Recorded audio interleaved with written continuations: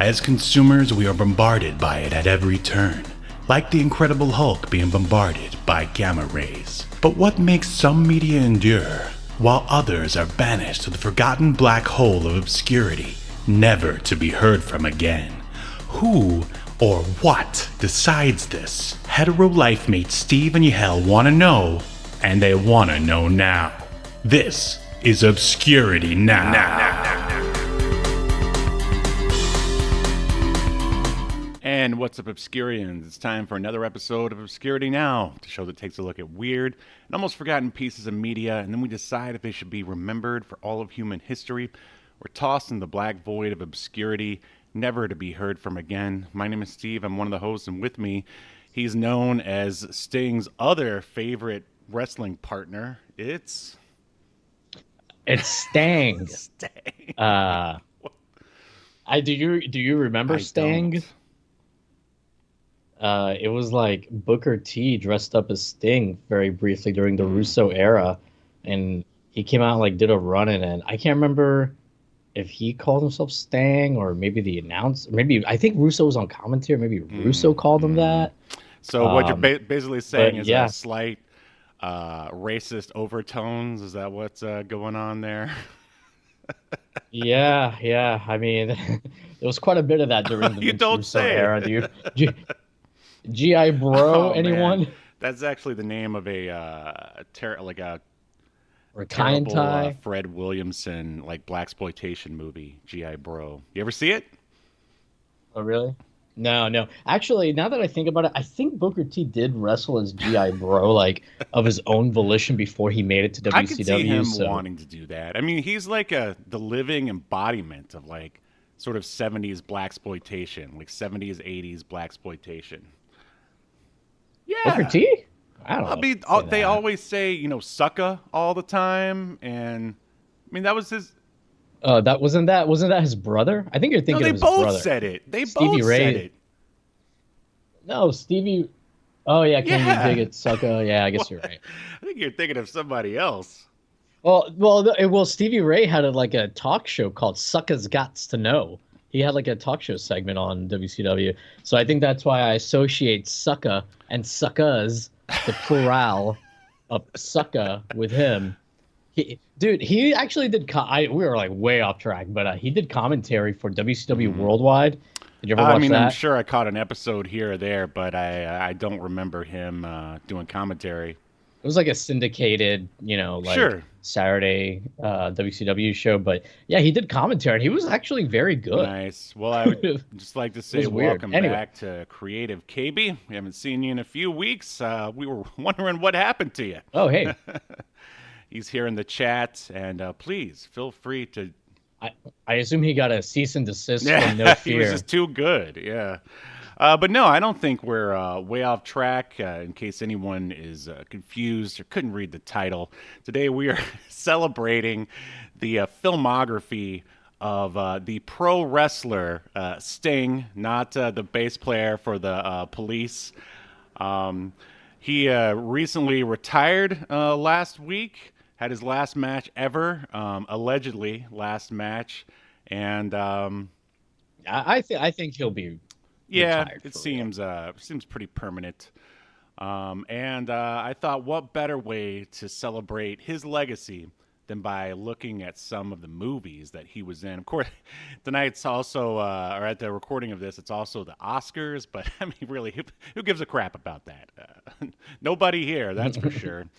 It's Sting's legacy is more important. So I went through the archives. He doesn't have a huge filmography, but this one I thought was going to be maybe the most fun. I mean, of course, well, of course we could have watched, and I was really close to going with Ready to Rumble, but I wanted to get something where Sting was front and center. He just what's up?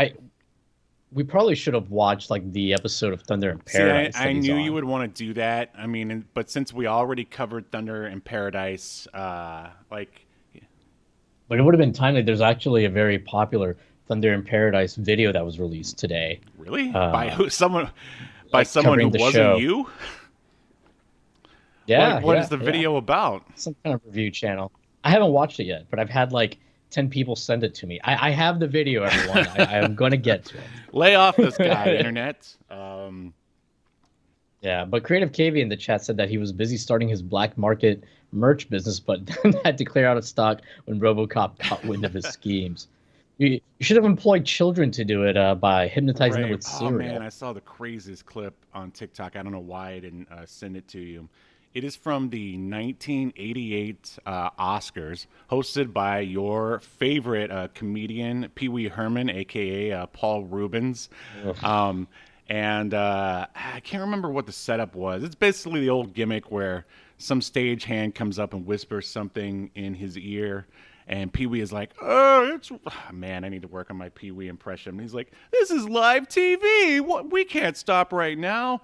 And then the Ed 209 comes out, and he threatens Yes, the Ed 209 comes out and threatens Pee Wee. He says that he wanted the Oscar for like best sound effects editing or something, and then for no reason, Pee Wee flies in the air as the Ed 209 is shooting at him, and then RoboCop comes out without Sting. And yeah, I've got to find it and send it to you because it's insane. If the Oscars were still like that today, I might actually watch, but they're not. This might be the one thing Pee Wee Herman's done that might entertain me. God. So, Forgive him. well, everyone. I mean, Forgive he's him. just not. Creative KV said he tried, but the kids were all gainers, referring to Chris Gaines, and wouldn't stay in the warehouse. Total rebels. And since we're Yeah, oh man, there was a Chris Gaines reference that came up in something last week that I forgot to send to you, but I don't know, I feel like I see Chris Gaines references more and more frequently. It's in like the a last beautiful 6 months. mind where you just see it everywhere you look in the world. But Yeah, well, speaking of a beautiful mind, the Sting. yeah, well, I just wanted to say real quick that for normal human beings who actually enjoy the antics of one Pee Wee Herman, especially the movie Pee Wee's Big Adventure, I want to let everyone know that I went to the Cabazon dinosaurs over the weekend. Those are the dinosaurs where Pee Wee and what was that girl's name, Simone, where they sat and watched the sunrise. They still exist, and you can go visit them. They're, I don't know, out in somewhere in Southern California near Joshua Tree, but they don't let you masturbate. well, in I them. mean, you can. You just got to be careful. Actually, there was a sign that clearly said no masturbating because I can only. Well, I don't want to go down that path. But Wait, was the no, sign of thing course real? not. Oh, okay. Well, I don't. You said it so seriously this time when you made the joke off air. I don't know. Hey, I'm just making sure. I know how you Pee Wee Herman fans Oh, yeah, are. we're a real mixed up breed. But anyway, we are here to discuss Sting. Before we jump into the Obscuritron, why don't you tell me what are your thoughts on Sting the wrestler? I don't think I'm as big a fan as you are because I think you're kind of you're like a big little Stinger, right? Big little Stinger, You're really into yeah, him. sure. Yeah, I could say that I am. Yes. I actually like enjoyed his AEW run probably the most out of anything he's ever done, with maybe the exception of Joker, that was Sting, so and good. TNA. But to be honest, like I was never like a big Sting fan, and when he was in WCW, the Crow stuff was okay. I mean, like the storyline was good. I just wasn't a big fan of like him just dressing up like the Crow. Like it just felt like he was just literally copying the Crow's like style. But over the years, he's changed his stuff, and I've definitely come to respect and appreciate Sting a lot more. I have a lot of respect for him and his mentality towards wrestling, whereas a lot of old timers, including one Randall Lay, aka T-Bone Funk, we're in this group chat with him, and he's always complaining about like modern wrestling and this and that. And Sting, and if you read the interviews with him, he's embraced it, and he's always the last few years talked about how he's the one learning Right. from the young guys, and he's trying to evolve to like change with the times, and he did. He like started taking like these huge bumps off rafters. Stupid bumps. Yes, for a guy his age. Yeah. Yeah. for any age, but especially for a guy in his 60s. But yeah, and apparently, like, it's Darby Allin and AEW are always trying to talk him out of doing this stuff. It's usually his idea, and yeah, he went through like a pane of glass this last week in his match. Took a couple other big bumps. Had a great match. I mean, he still moves really yes, damn well. Yeah, he went out with a great match. So, anyways, yeah, he's good. Yes, as Yahel said, I'm a huge Sting fan. I don't know. It's like you go from your, you start out with your Hulk Hogan when you're like 6 or whatever, and then somehow I guess my parents got cable or something, and then you see like a guy like Sting, who I would say has a lot of kind of the same larger than life qualities as a Hulk Hogan, but is allowed to wrestle at a much more like athletic level, I guess. And I think maybe that's what attracted me to the Stinger back in the day. And he always has a lot of great energy for his promos. Maybe not exactly what he's saying is like the most, eloquently thing ever written or come up with in a promo. But I don't know. He's got a way to like excite people and a great move set. Back during the Crow time, I kept waiting for him to go back to what is now known as a Surfer Sting, but it never happened. I'm still waiting for it. No, I think he did it once in TNA. Well, I remember Mr. Kennedy came out dressed as Surfer Sting, and he looked crazily like him, like a lot like him. Well, I remember like one time, like Sting, he went away for like 6 months or something like that in TNA. I think it was part of an angle, and he came back, and from what I remember, he had like, he still had his medium length, kind of like his hair now, where it's a little long but not long. He still had that hair. It was dark, but he had like the Surfer Sting paint, and he came out like, and he wrestled like with just like long jeans. He came back like ripped with like abs and shit. Like it was real random. It was like a feud with Jeff Jarrett, where like Sting came back like jacked. I think I vaguely remember that. But yeah, huge. Dude, did you watch the the media scrum after his pay-per-view match last week? Because his retirement match. Just real quick, I asked him a question, somebody from the media about, I don't know, his early days when he used to wrestle with the Ultimate Warrior, when they tagged together as when he was the Dingo Warrior. Anyway, and he just like says, "Oh man, when I think back to those days, I just think, we were just two dumb, roided out guys." And then he's like, everybody starts laughing, and he's like, "Well, it's true. We were roided out." And he's like, "That stopped for me in 1990, not for some other people." Nice. Oh, that's awesome. When was the first time you ever saw Sting try to act? I mean, like outside of wrestling, I don't remember, but I watched this movie when it aired. Oh, wow. I did watch this movie when it aired. After like an episode of Nitro, or maybe I remember seeing like commercials. I remember there were quite a few commercials during Nitro and Thunder as well. I don't know that it aired after. I don't think it would have aired right after Nitro. Really late. Nitro would have gone off the air like at 11, and that's like a bad time for to premiere a movie. Real men go to Domino's and get noided out. No fear. That's. I love a Noid reference in 2024. I love it. Oh man, the speaking of references, the commercials. So we watched this on YouTube. I'll drop a link in there in the chat here. But whoever uploaded it, like, the quality isn't great, but they kept all the commercials. Yes. And that was my favorite. Yeah, if you're gonna watch this movie, the commercials. This is the way to do it, because this is as it was meant to be seen. At 4:3 ratio on the TNT channel with the commercials kept in, not in HD. But do you remember the first time you saw Sting in a non-wrestling role?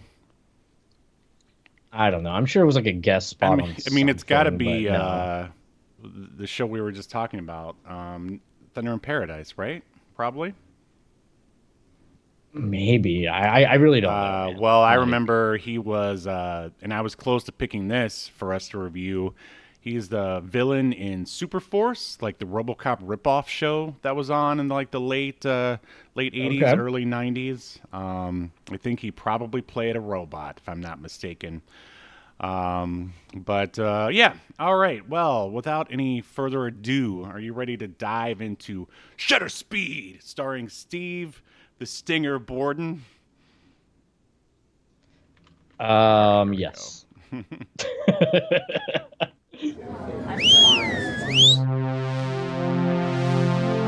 Welcome to your feature presentation.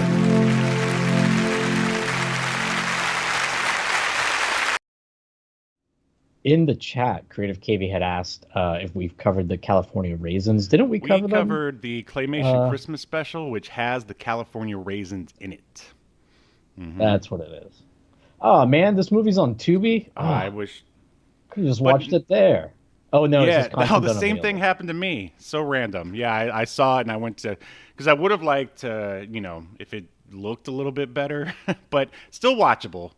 And Yeah, I mean, sounded but better. still, if you want to watch this, it's the YouTube rip is perfectly watchable, for better or worse. All right, so Shutter Speed premiered February 11th, all the way back in 2000. Sorry, I had to. And here's a synopsis.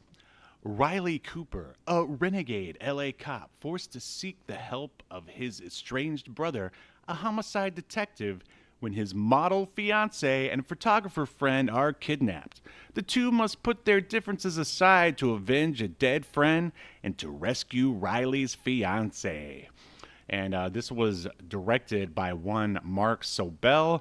I feel like his name has already come up a few times on this show. He has directed episodes of Quantum Leap, Lois and Clark, The New Adventures of Superman, The Commish, and our already covered on a previous episode, Sliders. Oh wait, excuse me, Sliders. And this was written by a brother duo, Carrie and Chad Hayes. They've written episodes of The Flash. They wrote The Conjuring 1 and 2, and 10 episodes of our favorite show, Baywatch Nights. And of course, this is like a Lionsgate production in association with TNT, and that is basically it for me. Who were aside from Sting? Who are some of the other people who were in this TV movie? So playing Sting's brother, Cliff Davis, that's the character's name. It's played. I don't know. I just think it's funny. All right. Well, I'll wait till you get to his fiance, and then we'll go from there. All right, so it's played by David Lovegren, who's been in quite a few things. He's another one of these guys. You recognize the face, but you don't know his name. He's been in a lot of stuff, including the Chris Isaac show. I forgot Chris Isaac had a show. I never know about it. Okay. Then we have, well, I guess we can get to her now. Daisy Fuentes playing the model. What was her name? Yes. Kenzie, I think. Yeah, I forgot that she was in this, and when it came up, I'm like, man, this is like the most 2000s casting. She was kind of known for mostly from MTV, if I remember correctly. She was like a VJ on there, and she was pretty good too, from what I remember. Actually, she had like a lot of personality. Not so much in this movie, but they don't really give her a lot to do either. The sad part is when they do give her something to do at the end, and it's not very good. But yeah, I mean, she's your basic. She was like a model, and then then became a TV personality basically. And I guess this was her attempt at serious acting. I mean, did she have anything else in there that she tried to do aside from this? I mean, Shutterspeed it's nowhere near the first Right. thing she did. 1, 2, 3, 4, 5, 6, 7. It's like the 14th Yeah, I feel credit like it was probably or something towards, like that. I mean, I wouldn't say that her career is over or anything, but like maybe towards the end of the of the Daisy Fuentes hype train. Yeah, probably. I mean, she's like got like some like guest spots and stuff, but I see in quite a few things. She was in Clueless as herself, the Ah. TV show. She was in Sybil Right, as right, herself. right. She was in Dream On So as she's not herself. playing Lady Macbeth or anything.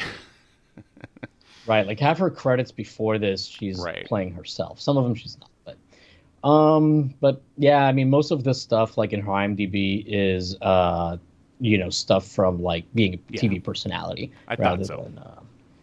She's got lots of those, and she's I don't know, she's on some TV show recently called I guess she was a guest, like a talk show called Really Famous, with Kara Meyer Oh, Robinson. you don't know I Kara Meyer Robinson?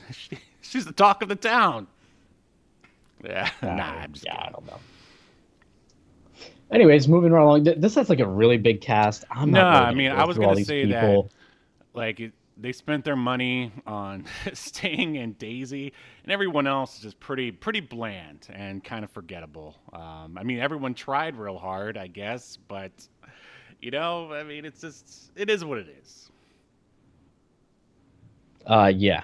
So Creative KV says that there's a guy who was in one episode of Star Trek: The Next Generation in a background shot, but I don't know who that is. So there's a Star Trek connection in here, but I didn't bother going I through think like Creative everyone's IMDb's. I was like, KB is angling for like a research job, and he's basically a producer. yeah, hey, at and if this you point. want to work for free, then sure, you're welcome to join the Obscurity Now team anytime you want.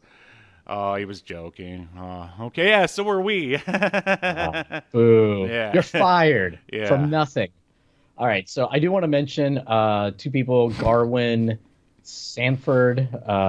He plays like the main bad guy, whose name is Angelo. This guy actually has a lot of credits in his IMDb, been in tons of stuff. But again, I mean, I kind of recognized him, but I also don't know from what. But he's got a lot of stuff in his credits. Star Trek is unfortunately not one of them. And the only other person that I really wanted to mention was Mackenzie Gray, who plays Nigel Dickinson. Because this guy just also had a shit ton of credits, like 180 something credits,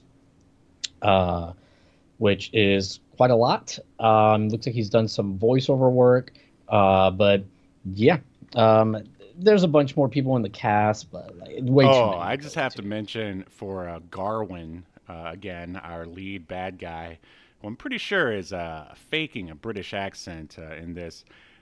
He is in a TV movie called Independence Disaster. Disaster. That might be worth a watch. But yeah, so unless there isn't anything further, are you ready to get into Shutterspeed? Yeah, let's get into it.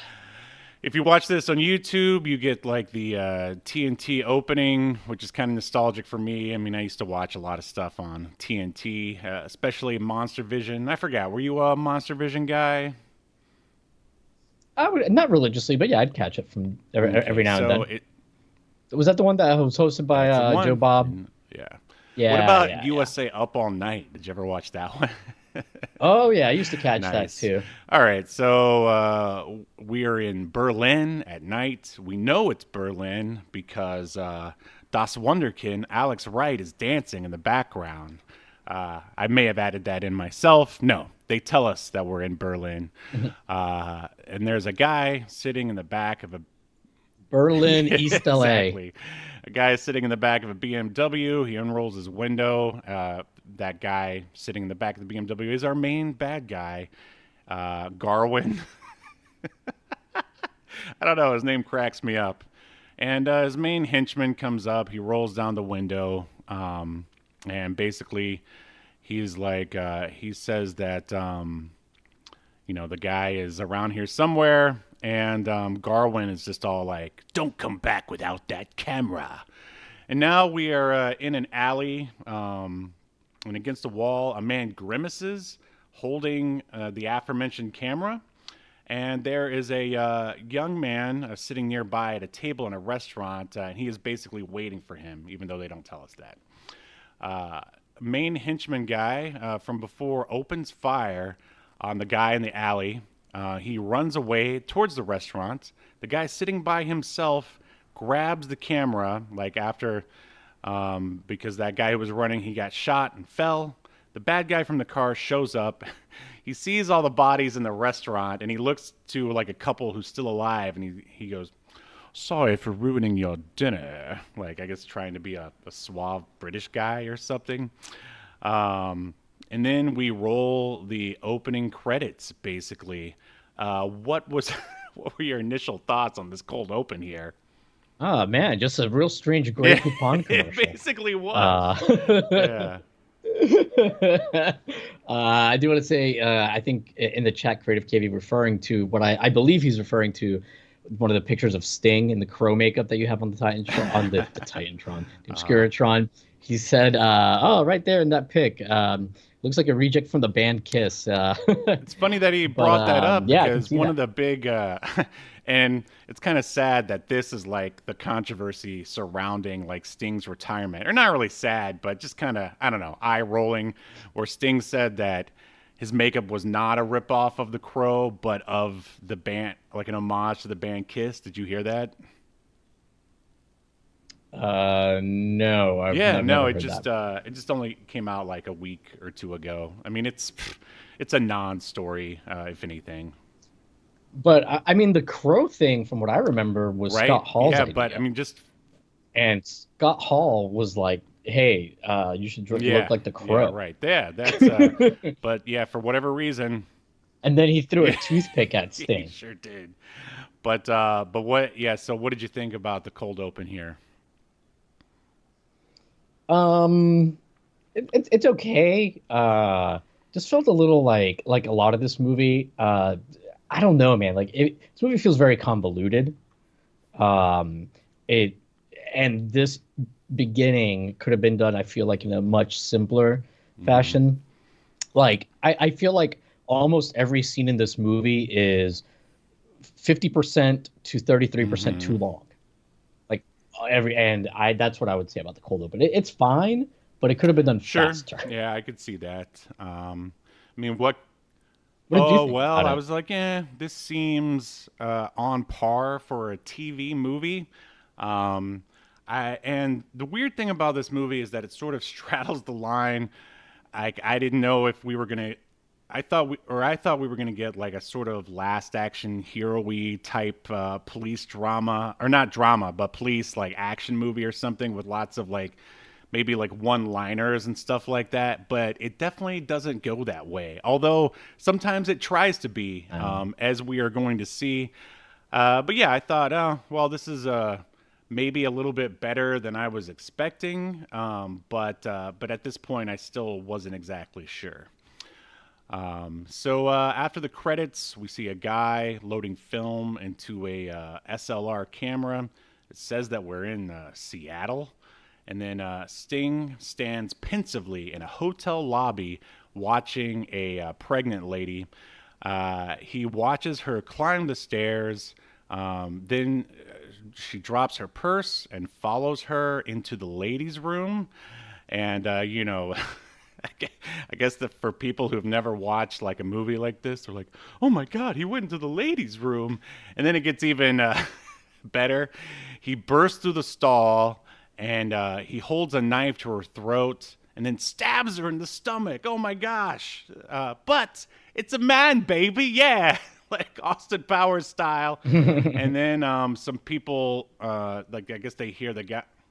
Well, he stabs her, and then sand or cocaine, I guess, it's supposed to be, like, comes out of her stomach or his stomach, but it looked like sand. I think it was supposed to be like drugs. And then some people come in, and Sting identifies himself as a cop. Like, clearly they're, this is a cliche or trope, if you will, of these kind of movies where, I guess the idea is the reason why Sting looks the way he does with his like completely his long hair and I don't know, looking scary and stuff is because he's undercover, of course. And so it's the old hey, look out, he's gonna murder a woman, but it's not. He's the good guy. But I mean, his hair here isn't that right. long. But I mean, I just say for a cop, it's like, I mean. It's I get what you're saying. It's longer than you would expect. But yeah, it's not like long, like it would get, during his like it's not as long as during his Crow Right. run or anything. And here from this scene, I was then sort of veered back into, oh, this is going to be, a sort of maybe not over the top, but like typical kind of action like cop movie or something, since they're doing these kind of like typical cliches and stuff. But but as we're gonna see, it doesn't exactly go that way. Um, so, cut to it's daytime. Sting races an attractive woman in a car, or she's in a car. He's on his cool motorcycle. I mean, literally looking like, I don't know, the Last Action Hero or the Terminator or something. Yeah. Cut to there was a model shoot, and Sting arrives. And again, I guess they're still trying to go with, ooh, is Sting a bad guy? Look at him lurking around backstage at this supermodel shoot and stuff. And then he then watches the models on the runway. And then backstage, Sting approaches the lady he was racing, and surprise, surprise, it's his fiance. They kiss and flirt and blah blah blah. Any thoughts on what's going on? Oh man, it just felt so 2000s, like the music, the stuff with the models. But I mean, again, I feel like all this stuff just takes too long. Yeah, it does. I mean, there's just really not a lot of story with this, or maybe they just didn't have the budget to, because they reuse the sets a lot. Like most of the movie takes place in the police station. And Yeah, a lot of of it course does. the warehouse where the bad guys do their counterfeiting or whatever it is that they do. Yeah, they have a huge operation with like 100 people Yeah, working there, as you yeah, do. Um, but yeah, like you said, it does feel a little cheap in that because of the sets being reused. It is shot pretty yeah. competently though, I will It's I say. think that's a problem Um, is that it's too I yeah, it's actually too agree. competent, and it's sort of I think we're saying too much already, but it ends up getting into bland territory as we're about to see. Yeah, I mean, I'll say it. I'll say it right now. I mean, this movie, my problem with it is that it's Hmm. generic. Like the story is fine. It's not like really No. bad, but it's serviceable. But it's so Hmm. by the numbers. Everything is so by the numbers, and everything, like I said, takes a little bit too long, in my opinion, to get going. And the other major problem with I think with this movie, Steve, is that Sting is not a No, bad no, actor. as we're about to see. And He's yeah, and pretty like that's decent. why I was trying to look again for any kind of like backstage or behind the scenes information about this movie, because as we're about to see, it doesn't it goes into drama territory, like away from like cheesy action movie, as we're about. And I was just wondering, I'm like was Right. Sting in charge of that? Did he really want to show his like acting chops? Because he really I gets a doubt it. chance to do it, as we're about to see. Yeah, Yeah, and he's good. I mean, Sting could have gone into acting. Like he's pretty good, especially, he's a guy with outside of promos and stuff hmm, on WCW. That's really his only experience for the most yeah, part as an actor. So yeah, he does well, but again, because the story is so like hmm, by the numbers and hmm. kind of generic, you're just like, okay, this is a good performance, but what you're saying is so Yes, bland. absolutely. As Did you notice though that Eric Bischoff, it's not in IMDb, but on the credits, the opening credits, Eric Bischoff is one of the oh, executive yep, I did producers. see that. Yeah, I mean, Yeah, so for those that don't know, Eric Bischoff was the executive producer slash Booker. guy that ran Yeah. WCW um, Hmm. for a long time when it was successful and the NWO and all that stuff was there. So yeah, I thought that was interesting. And it might be one of those things where it's like, well, because Sting is under contract to WCW, like Bischoff gets a producer credit and he really didn't have Right. anything to do with it. Yeah. But Oh, yeah, for I just thought sure. it was interesting. So now we are at said police station, and man, I know we've talked about it before, but have you ever watched the movie Samurai Cop? Man, Yeah, Sting is yeah, I saw it looking a long time ago. exactly like Samurai Cop here. Oh Very, man, very close. I for wanted sure. to do a side-by-side comparison, but I was too busy hanging out at the Cabazon dinosaurs. And I just got home too late. Sting argues with the captain in typical cop fashion. He sits down, and then a dude gives Sting a camera. Actually, that dude is like, I think it's the camera guy who actually plays a part later. Anyway, it's the camera. He tells him that it was dropped off by his friend. And then Sting then calls the friend about the camera and leaves a message, which at first I didn't write that down, but it plays a big part later, so I had to write it down. So now we're in the locker room. Sting looks at a picture of an older man. And we find out later that it's his dad. And by the way, when I say Sting, what I should be saying is Riley, because that is his name in the movie. We can just call him Sting. I think so. Sting arrives at his massive house, and then Sting I is love huge. Sting is literally a Gary Sue in this movie. I mean, he's the best at everything, and like everything is going his way, aside from some family drama, as we're about to see. He like flirts with the dog sitter. Which was kind of confusing. I was just like, especially when you find out that he's engaged to this model. I mean, he is flirting with her, right? Like, I thought so. But it's supposed to be, I guess, like harmless. I guess people are allowed to do that. Yeah, I think maybe it's supposed to show like that he's just kind of like a nice, charming guy, kind of a thing. Well, mission accomplished for sure. I think the problem is Sting again is too good. He really is. So he enters his mansion of a house, makes out with a supermodel wife who is making him dinner. Like, geez, this movie is just for like the saddest guys who are never going to have any of this stuff.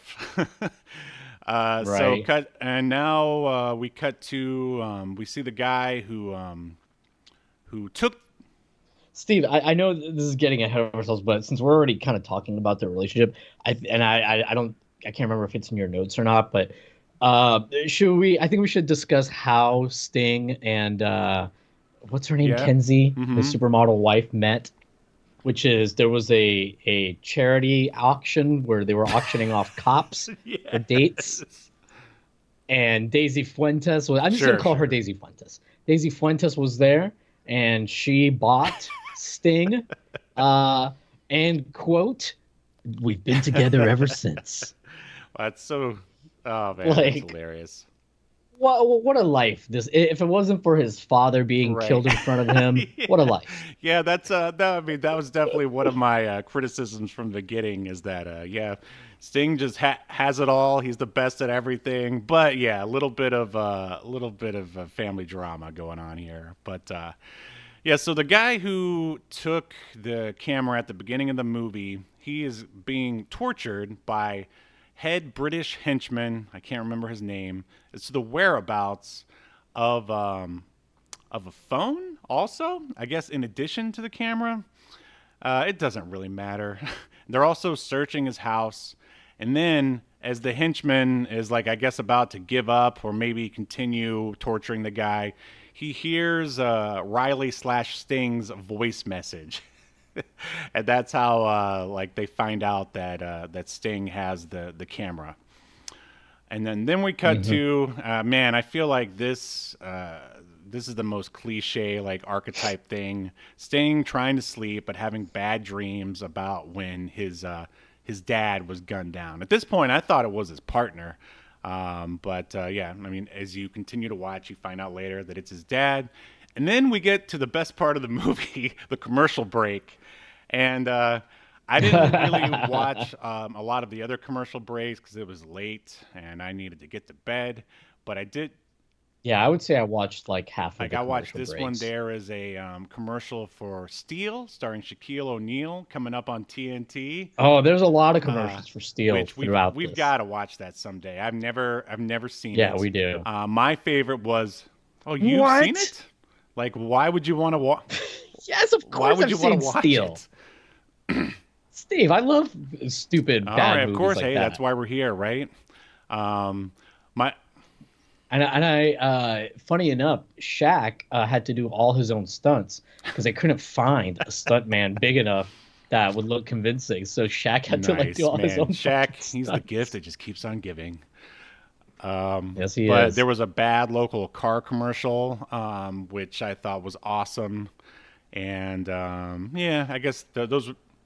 There's a Domino's, not Domino's. Creative KV has me thinking about Domino's. There's Yes, I a saw Papa that John's one. commercial because they're the sponsor for the movie basically that's presented by Papa John's, and they keep running this Papa John's commercial with this mom. I Me remember too. this commercial where this mom is visiting like her son at college, and she's like, "What have you been eating?" He's like, "Oh, I just been eating a lot of Papa John's," and she's like, "Oh, what about variety?" And anyways, my favorite part of the commercial is that at one point she's like, "Well, what about vegetables?" He goes, "Mom, you can get like up to 4 vegetables on a pizza." Oh, like this is Well, I healthy like it now. when he's like, "I'm living better now than I ever did at home," and sits on his chair that's made out of pizza She's boxes. I yeah, bet. and she spits on him, and It's like, leaves. "I'm cutting you out of my will," and then leaves. Yeah. But no, man, it's so weird. Like the ability of commercials to like, I guess, transport you back to like. Yeah, yeah. There's some blockbuster Mm-hmm. commercials throughout Mm-hmm. it. Yeah, just I don't know. Like every once in a while, like once a year, so I'll go down like a YouTube rabbit hole where I'll just watch like some old commercials for a little bit from the 90s and 2000s. And yeah, it's weird how they can like just put you right back to that Well, I moment in know time. other. I mean, now of course there are none like us, but other sort of retro YouTubers and stuff, they'll stream commercials. Yeah, like not Right, right, sexy right. Not ones. with people with Sting-esque hair like Yahel here. But yeah, they'll watch a bunch of like commercials and do like a live stream and stuff. And hey, maybe we should someday. I'm just saying. All right, so back to Shutterspeed, which ironically is not very fast. We're in a dark room. Riley asks a photographer friend to take a look at the camera and to develop the film. Now we're back in the captain's office. Cap says Sting's brother is getting transferred, and Sting is not happy about it. This is when we really get to see some of Sting's range. And yeah, he's like too good. I was reading like another sort of review about this, and people and the reviewer was saying that Sting didn't ham it up like most wrestlers would, and I'd say that's a detriment to this movie. But a good thing for Absolutely. Sting. I mean, if he wanted to be in more stuff, he could have been like, "Hey, look at this TV movie where I acted well." But whatever. Moving on. He must not have wanted to get Yeah, into acting because I mean, besides this, he did a couple like Pure Christian Flicks. Oh, movies. I almost picked one of Um, those. Yeah. oh, I'm glad you didn't. Uh, I've had enough of religious people for this week, but the yeah, like it's weird that he didn't go into acting because he definitely has like Mm-hmm. talent and ability. He has a little bit of a name that could have opened some doors, but even without his name, I'm sure he would have done fine Sure. in auditions because he's Yeah, and genuinely very good. charismatic. And Yes, absolutely. and anyone that's seen his TNA run, I mean, he's like has a lot shows a lot of range Sure. in his TNA run. Like from being Mm-hmm. regular Sting to his main event Mafia stuff to Joker Sting, where The he acts like a insane maniac icon. really Oh, that was the well. best. Those were the days. Like he can do it. He Yeah. can do it all. Like he can do comedy, drama, serial killer. He can do it every. He can do it all. He's just like He's the Riley in this best. movie. He's Yeah, good at everything. exactly. Yeah. So we're at the shooting range, and then Sting/Riley hits all the bullseyes because he's the best at everything, as Hell was just saying. Then he goes and talks to his brother about the transfer. Now we're back at Sting's house. Sting and his wife are having a nice, quiet dinner. Oh no, I'm sorry, fiance are having a nice dinner. And then, for some reason in this film or in this scene, Sting's wife decided she really needed to show off her rack because I mean I guess they weren't married yet and she still wanted to tease him or whatever. But what it was just something that stood out to me. They talk about Sting's bro and Kinsey, the wife, says that it's time to give him a chance. He's family. Blah blah blah blah blah. Anything else to add about this scene? No, Oh, no, you don't want I to, think you to mention Daisy's rack? I don't want this to. Well, not so much Daisy's Rack, but did you catch the commercial that kept airing with like Damon Wayans? Or I can't remember if it was Damon or Marlon Wayans. It was like him hanging out with like some like Yes. Sports Yeah, Illustrated some swimsuit weird models. sort of reality TV show or something. Yeah. Well, it was like a show about the shooting of the Sports Illustrated cover or Hmm. swimsuit issue, I guess. And I guess him and this other girl were hosting it, but he just keeps like making these weird, like misogynistic slash flirty Well, that's what comments was to in her that are that was like what just was in like, vogue back then, comedy wise. yeah, yeah. And it's just like, and it's like supposed to be funny, but I mean, besides, it's not like super offensive. It's definitely kind of offensive, but it's just more like so not funny. And it's just like, Yeah, oh, it this was so looks weird awful. and poorly shot. Yeah, that was weird. So time lapse, and wife wakes up to the sound of Sting. This was weird.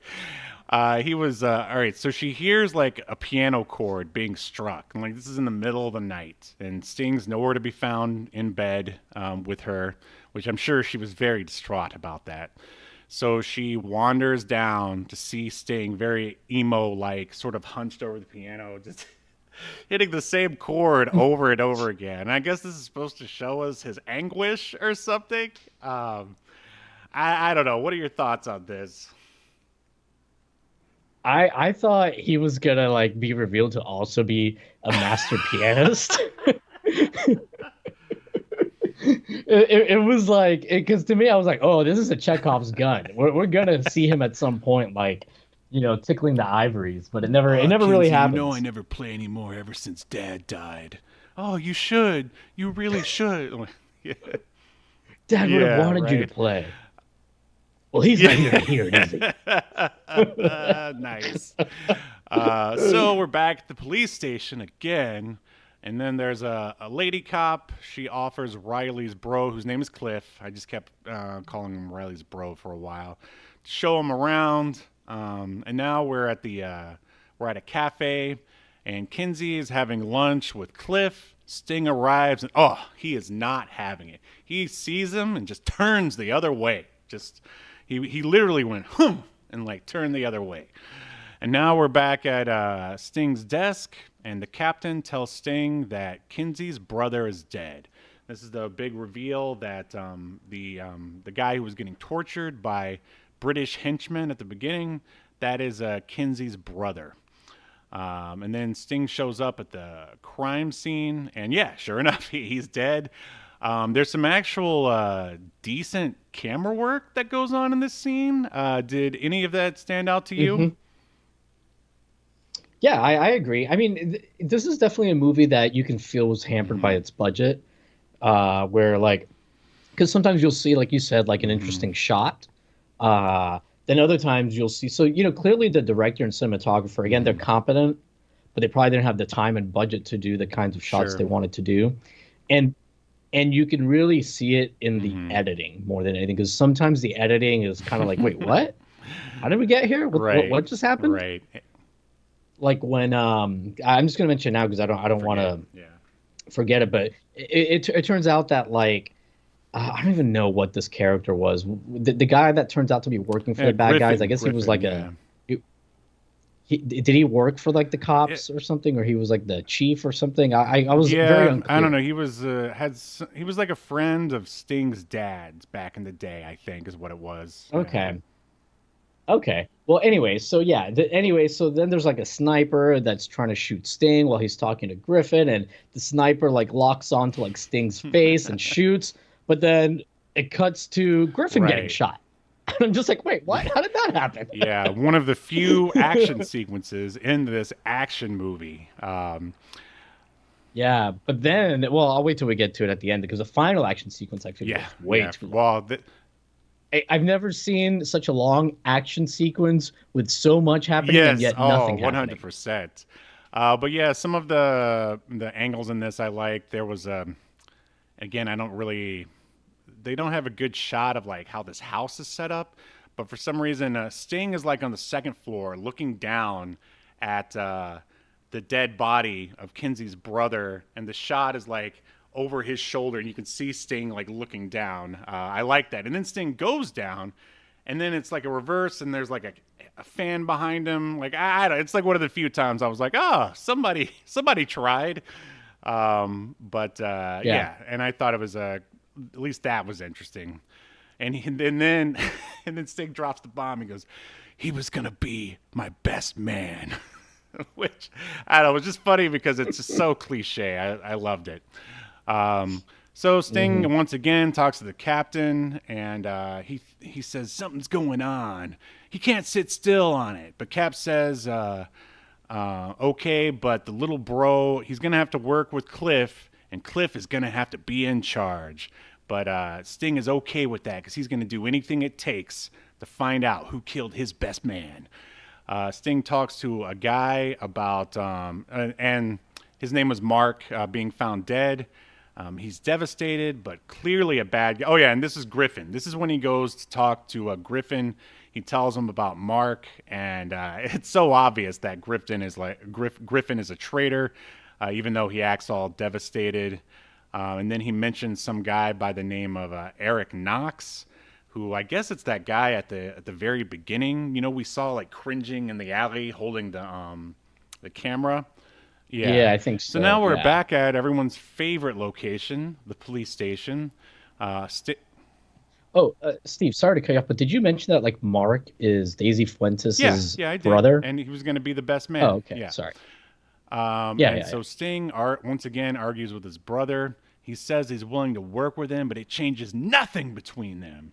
And then the camera guy, I just call him Jimmy Olsen, once again shows up, and he gives Sting these newly developed pictures, but says they have to send them away so the film can be scanned by a computer to look at it, like, closer. Sting and Bro have a little walk and talk. Sting investigates Mark's house. Sting goes home to discover his house has now been ransacked, and the dog sitter has been killed. You can just see it on Sting's face. He was like, I flirted a little too hard. And then she died. She died because he couldn't have him, right? That was his first thought. But then he's like, oh, wait, I'm a cop. And yes, clearly someone killed her. So then Kinsey calls, and it's so weird having like old school landline phones back in the mix. But Sting, this I thought was funny. So Kinsey calls, Sting picks up. Sting tells her he's trying to tell her that some bad guys are coming to get her.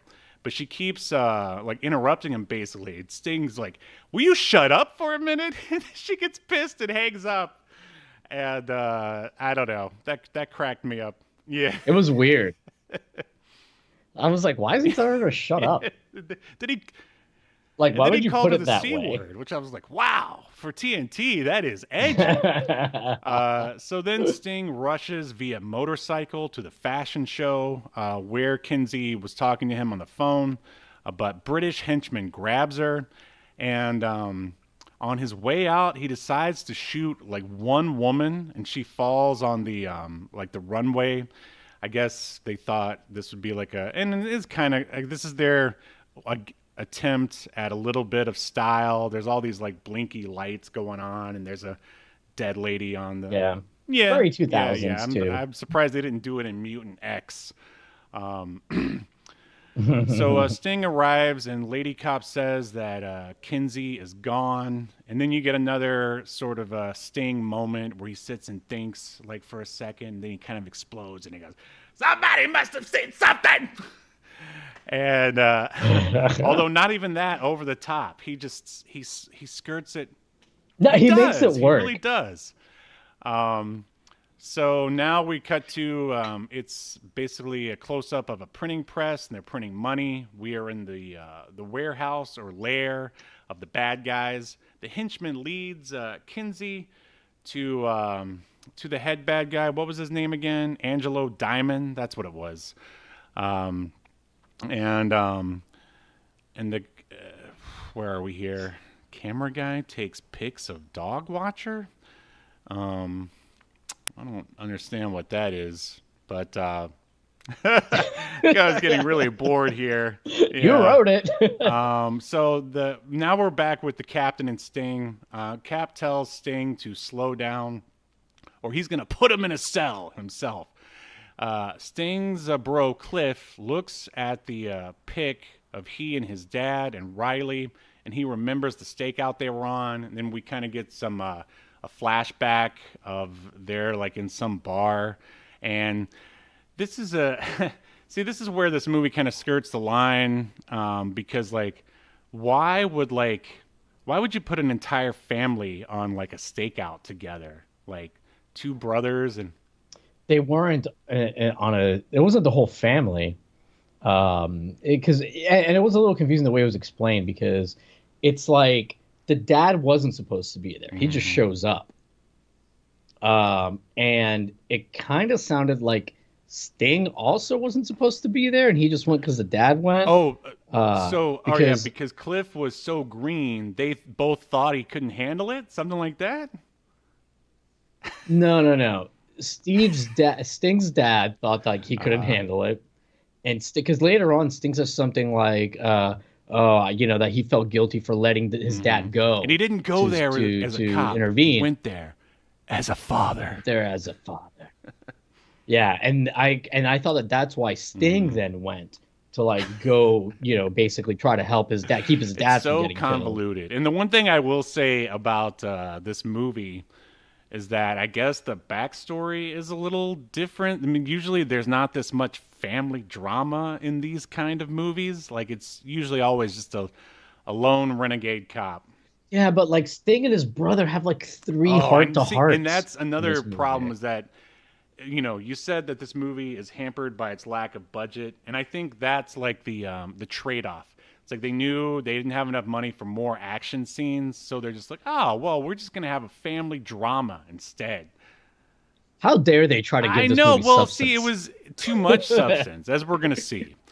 The problem was like it was a lot of the same stuff. Like there's like 3 scenes with him and his brother kind of like, even after they make up, having a heart-to-heart where they forgive each other. It's like they do it like 2 or 3 times, and those scenes go on forever. And again, Sting is better than the other guy. He is. Sting lets out a little tear. Oh, man. I fake clapped, and I said, give that man the Oscar, even though this is a TV movie, and I don't think this qualifies for Oscars. But yeah, I was like, wow. I'm like, is he going to do it? Is he going to give the fake tear? Oh, he did. Oh, wow. I popped for it. I did. Yeah. Yeah. So, all right, we're back at the police station. The phone rings, and it's the bad guys. Sting pretends it's not the bad guys, and then he takes the camera. I love it. I mean, this is only movie cop logic. He'd be like, hey, I'll take that. Go ahead. You don't have to worry about it.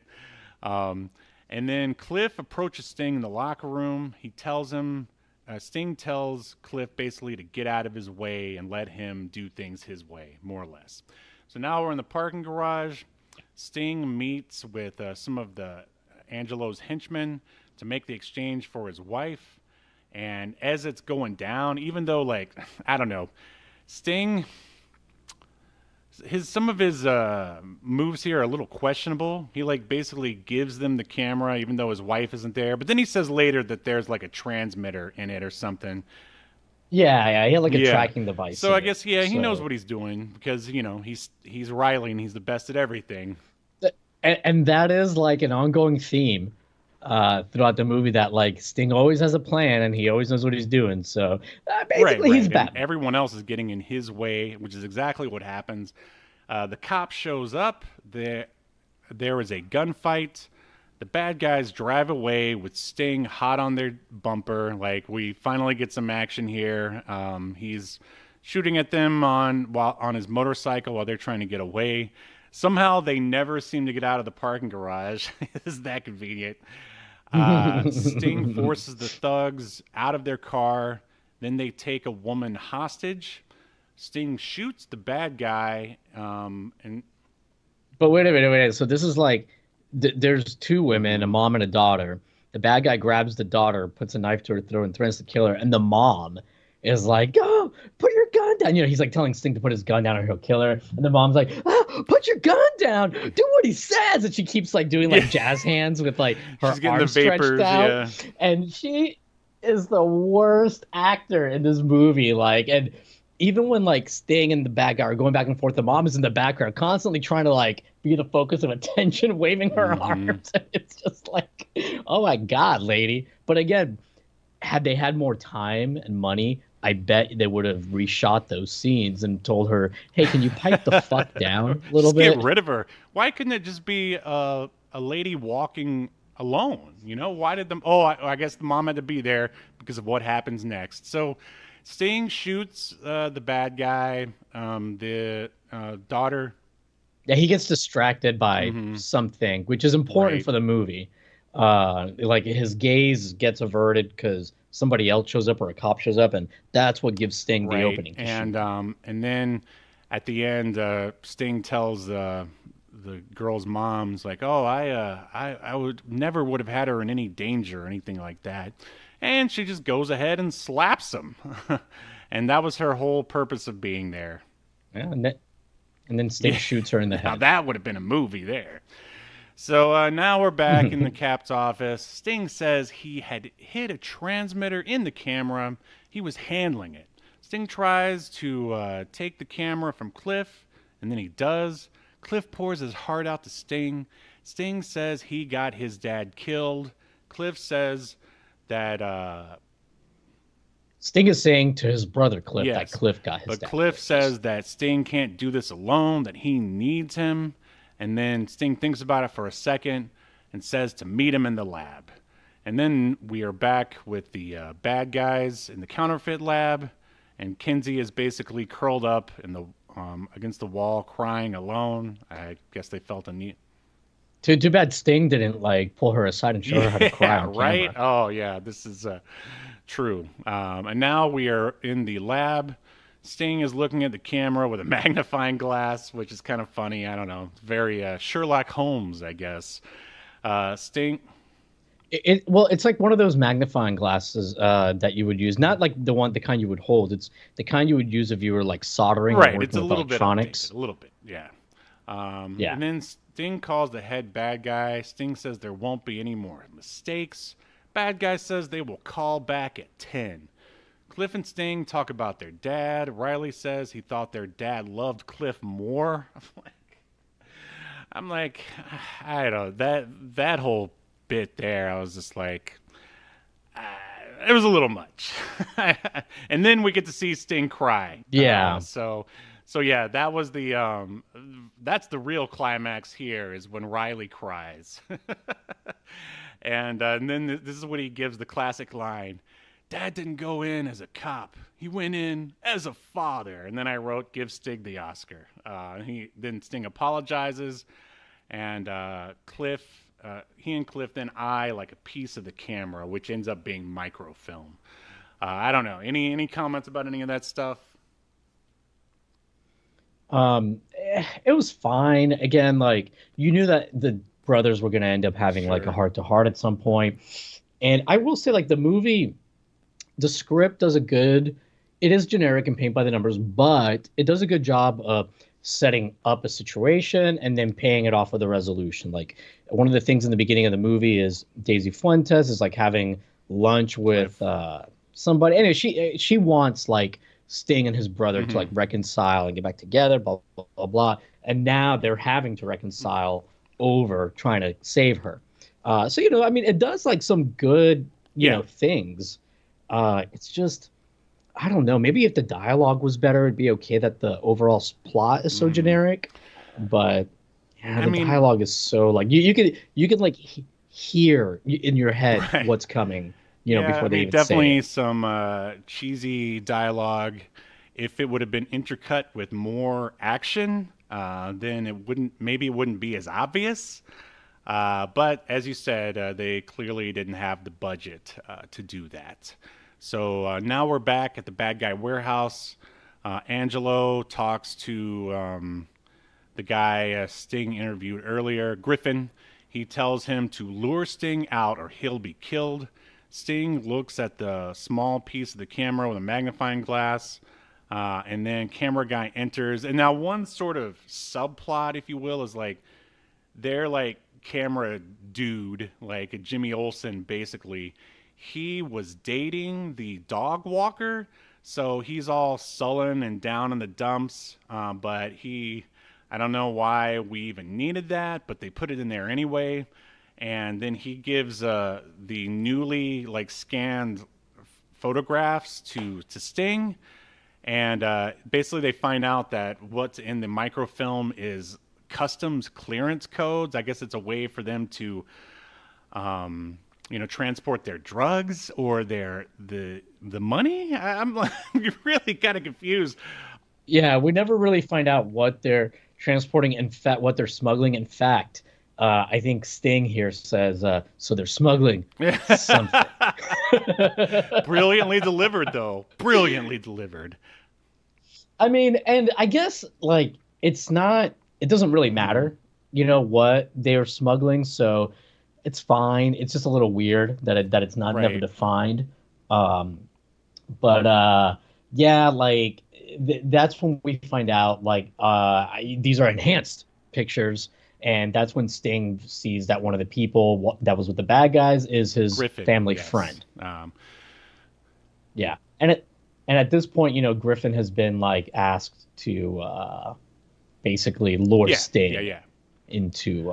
And then we get another sort of classic kind of scenario from these movies where the head bad guy asks Griffin, who's not as bad, he's just a traitor, I guess, to prove his loyalty by shooting Kinsey, Sting's wife, and he sits there and thinks about it, and then he goes ahead and pulls the trigger. But there's no bullets in the gun. I don't know why that needed to be there, but it is. I guess it's to make us really not like Griffin, because it shows that he's 100% bad guy all the way, because he almost shot a woman. So Sting talks to Angelo again. Cliff tells the Cap he's going to take Riley home. Sting once again sits at his piano, looking sad, and then he and Cliff talk again. And then this is when I started writing down. Another long conversation. I was like, wow, this is really starting to drag. And I was like, more drama? I'm like, come on. Like, you already... The Sting tear moment was like the end. You were never going to get anything more dramatic than that. Like, after that, it's time to kick ass. Like, but I guess they just had to fill time. So now we're back with the bad guys. British henchman puts together a high-powered rifle. Camera dude gives... It's like a sniper rifle. Yes.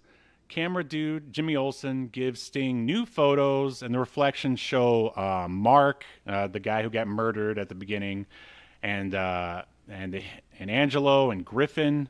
Then Riley shows up to interrogate Griffin.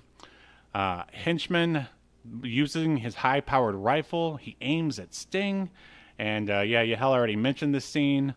Griffin is in the way, and I was thinking here, like... Somehow in the way. Yeah. Somehow. And the thing here is that British henchman, he's like, oh, oi, get out of the way, mate. And like, why does he even care? Like, I feel like the bad guys don't even really need him at this point. Right. But maybe that's why they had that whole scene. It's like, oh, well, since he almost shot a woman, then clearly he's one of us. So we better not shoot him in the back of the head.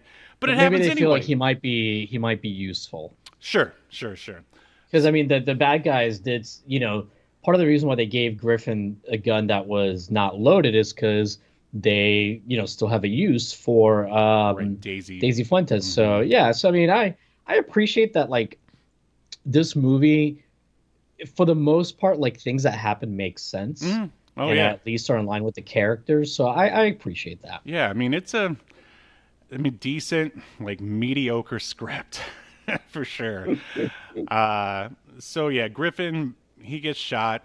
Cliff returns fire, and British henchman gets shot and just falls off a building, which I thought was very anticlimactic. Like, again, like, I mean, we can't overstate the lack of budget. Like, there should have maybe been. I feel like there should have been a foot chase. Like at least if Sting could have gotten his hands on the guy. That's another thing. Is like Sting. There's no fist fighting from Sting at all, or from anybody really. He never punches anyone. And I maybe they didn't want to pay for a stunt double for him or something. I think that's exactly what it is. Even though, and you would have had to.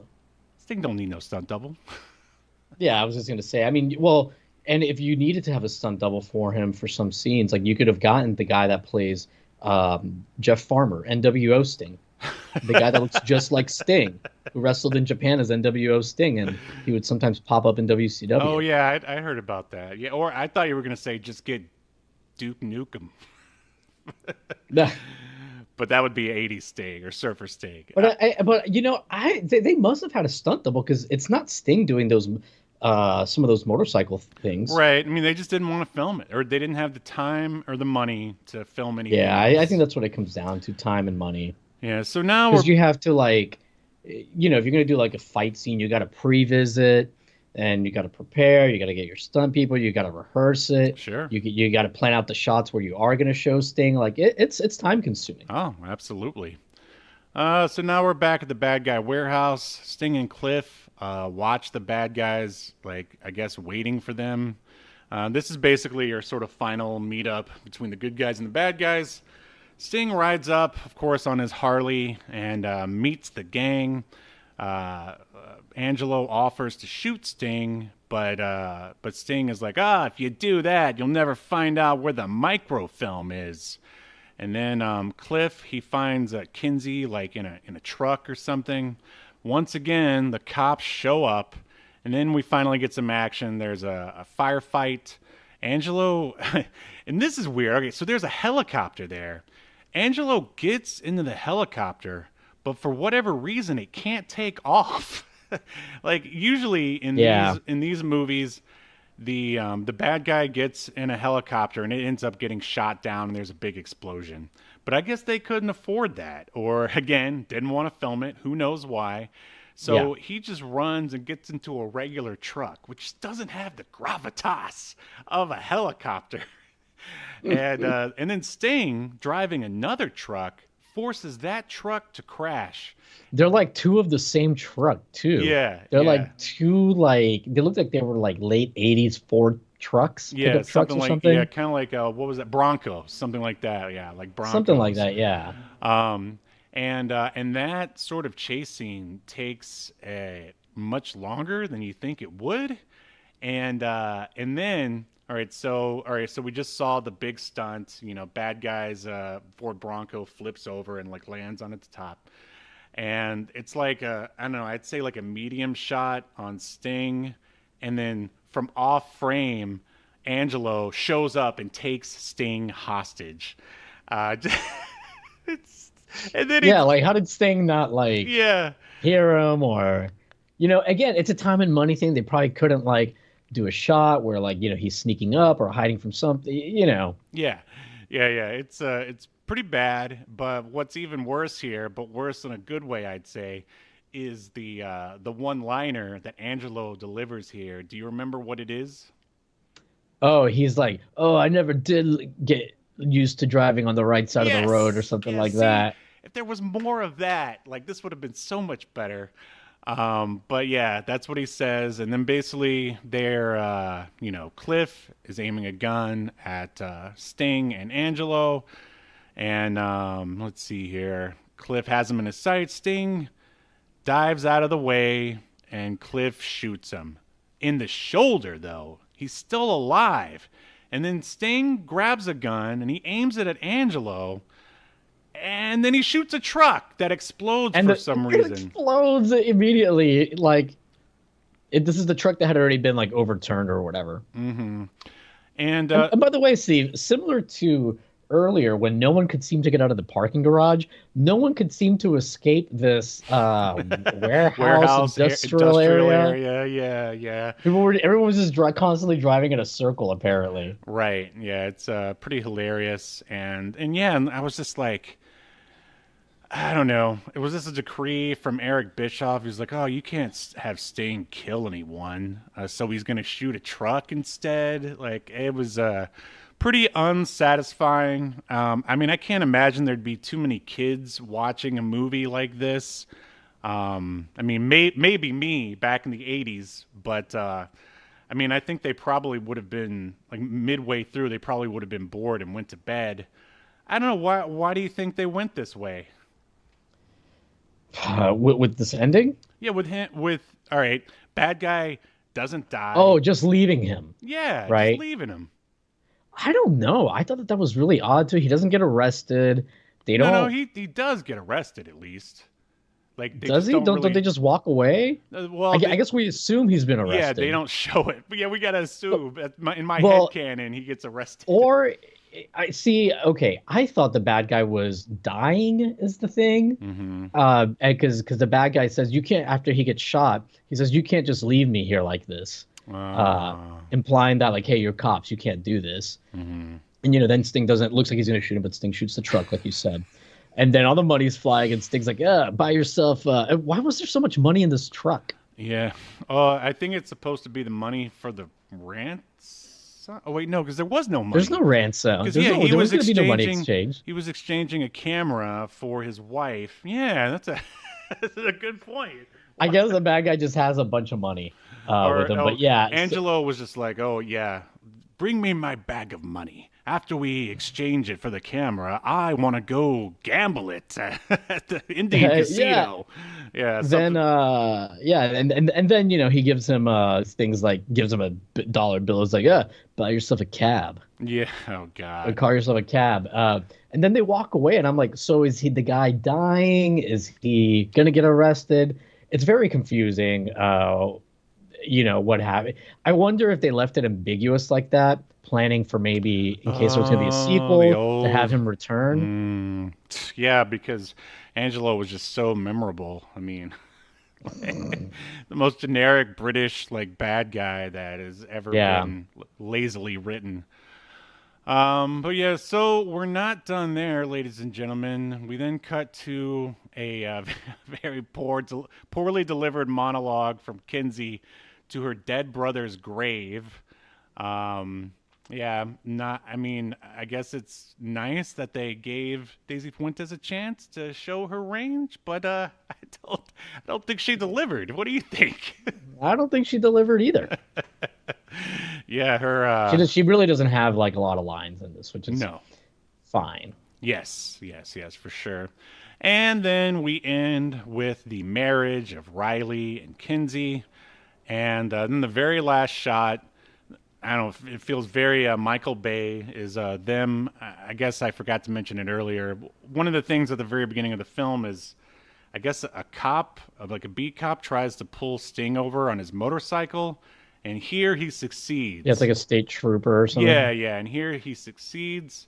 And Riley and Sting, not Riley, Riley and Kinsey make out as the cop writes the ticket, which I guess is supposed to be funny or something, but it just means the end of the movie. Really, what did you think about the song that plays at the end when they're getting married and making out while the cop's writing the ticket? Cheesy? Yeah, it's real bad.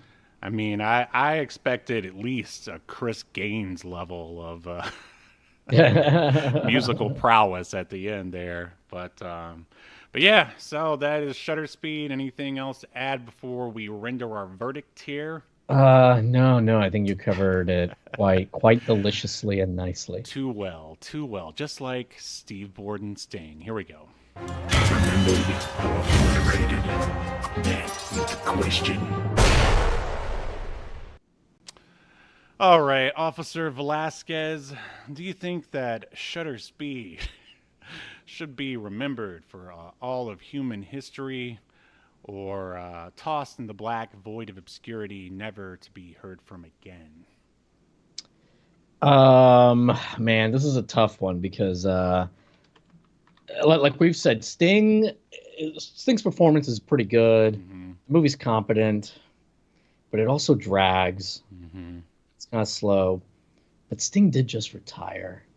I would say if you're a fan of Sting, you should watch the movie. You'll enjoy it. I'm going to give it a remember, but just barely. Yeah, it's I feel like I'm right there with you. Yeah, it's worth it to see Sting do a good job as an actor.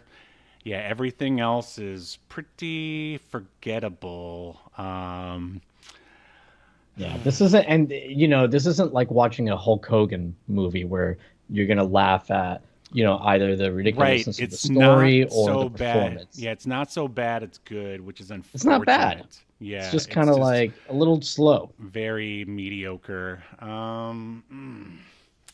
Feel like it deserves a stalemate, but then I also feel like it needs to be remembered. Yeah, for Sting, I'll do it for you, Stinger. Here we go. In accordance to Obscurity Now, the most important streaming YouTube podcast in all of the internet, you shall be remembered. Yes. Good show. Good show.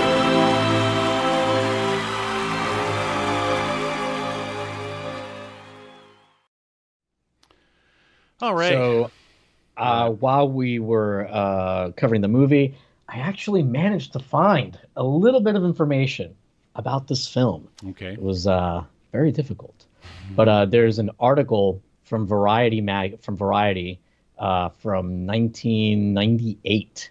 Okay. So this is like when the movie was basically cleared to go into production.